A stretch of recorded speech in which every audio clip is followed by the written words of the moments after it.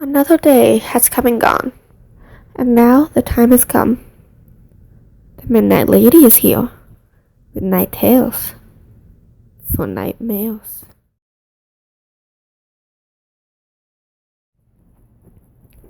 Okay, I'm the most skeptical believer I know, but here goes. Early this week, Monday night, Tuesday morning, as I slept, there was a point I felt like I was between sleep and waking. At that moment, I felt a presence, like a shadow above me. In my half-dreaming state, I envisioned the shadow falling into me before I fully woke up. The next thing I know, exactly that happens. I felt something, whatever it was, fall into me and woke up with a start. I didn't feel fear or pain or any distress at the time. I just woke up and had to catch my breath. Then I rolled over and went back to sleep. Over the next 2 days, I was overwhelmed with feelings of depression. I couldn't think of anything but how fucked up my life is at the moment. Going to tons of interviews but not getting hired. No love, social life. Stuck living with my ex's family. And all I want is my own space. Normally, I can cope pretty well with everything, even though I have suffered from depressive episodes before. But the way I felt didn't feel like my kind of stress. Driving my daughter to school, all I could think about was getting up to speed and wrapping my car around the telephone pole, or just taking a header off the balcony of our 7-story building, or taking a nap inside our gas oven. I couldn't stop thinking of ways to kill myself. My emotions were all over the place. Yesterday, these feelings cleared, and I felt this strange relief, like the dark presence finally left. I can't really say that there was actually a presence, but I can speak to my own character. I don't do suicidal thoughts, but the dream and how my mind just felt lost and my soul felt empty is something that's gonna take time to get past. Okay, so this will probably be written horribly, but this is a true story. A little backstory to make sense. I was about 6 at the time this happened, and my little sister was 3 to 4. Our birthdays are a month apart. And everyone in my house was downstairs watching TV. The time this happened was sometime after lunch, so it was reasonably bright outside. Whilst everyone was watching the TV, I had said I needed something upstairs. I can't remember what I needed, and went upstairs to get it. I had reached my shared bedroom I still share with her, and as I was walking in, I saw her standing in the corner staring at me. Little note, said corner used to have piles of rubbish with a space neither of us could get into. She also looked like she was fading in and out of the objects there. Our room was a weird L shape too. I had blinked and shook my head several times. I mean, really. She was just downstairs, and I was the only person in the house upstairs. I shouted down the stairs to ask my mom if my sister was still downstairs, and she replied, yes. I turned back to the corner where I had seen her, and she was gone. I was kind of freaked out, but not too much. I've had worse experiences since then, and went to the chest of drawers for whatever I needed, and the whole thing fell on me. Now try to imagine a large chest of drawers that was a full-grown adult would have trouble moving at times, falling on a 6-year-old girl, and one that has many objects on top of it. Thankfully, I wasn't hurt because of those drawers, but I'm still baffled by that. The drawers and my sister. I don't know how I picked that up or how my sister was in my room. Looking back at it, I remember seeing something in her eyes. It was just weird. That was what had scared me. Her eyes. She was an angel child, after 2.5 years of not sleeping. But sometimes after she becomes violent. I just hope no spirit possessed her, or her counterpart from another universe of some crazy shy like that happened.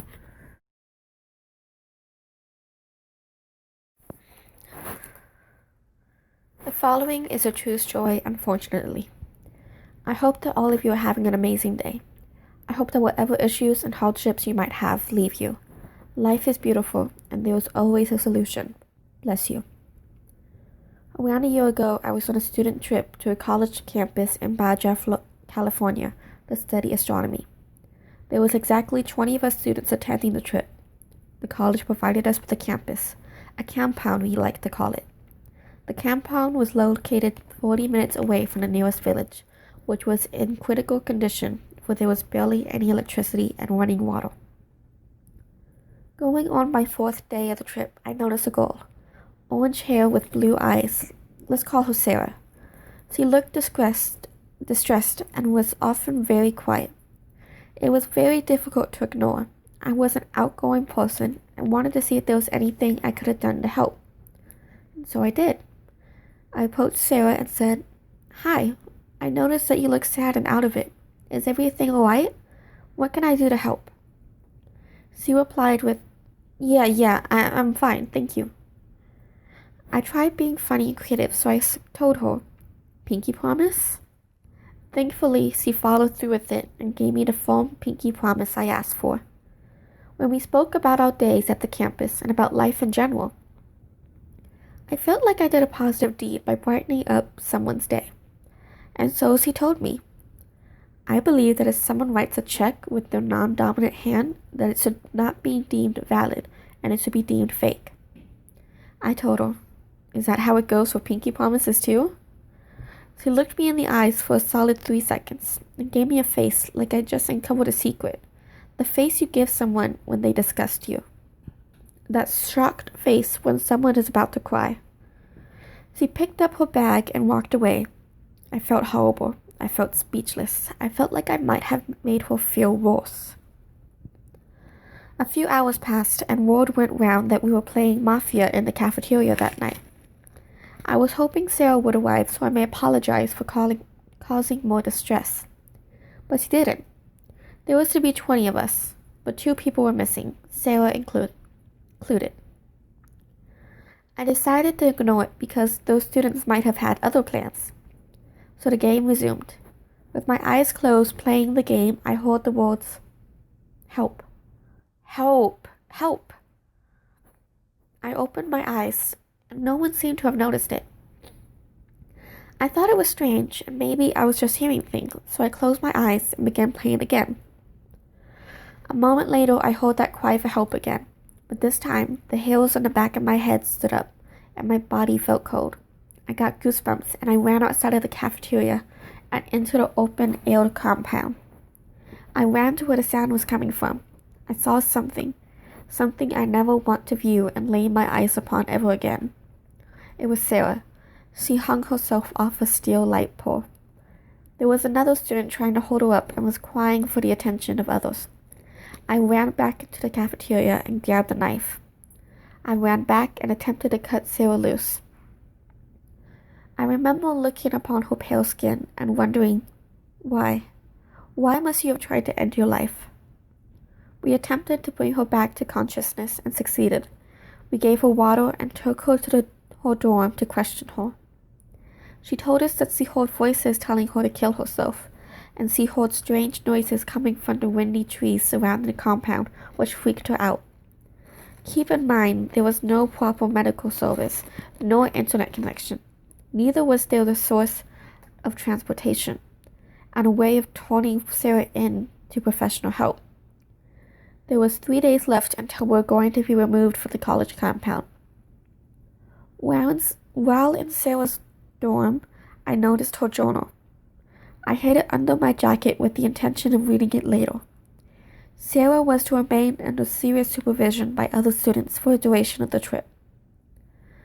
In Sarah's journal, I found out that she had bipolar disorder and schizophrenia. Boy, does that explain a lot. She also wrote about my encounter with her, something I found shocking. Sarah wrote that my statement showed aggression, which was the complete opposite of what I was aiming for. She had attempted suicide twice before and was hoping the 3rd time was going to be the charm. At this time, I was praying Sarah got the help she deserved, and that she can get the medical treatment that she needed. It has now been 1 year, and I have heard that Sarah has been engaged. I hope that she lives an everlasting life of happiness and that she never has to struggle with her conditions ever again. I hope that you all enjoyed the story. Thank you so much for stopping by. Have a safe life and a great life. And now the time is gone. It's time for you to be on your way. Just listen for the clock to strike. You'll be back for another night. And maybe you'll see me. Or maybe I'll see you. Night, night, night.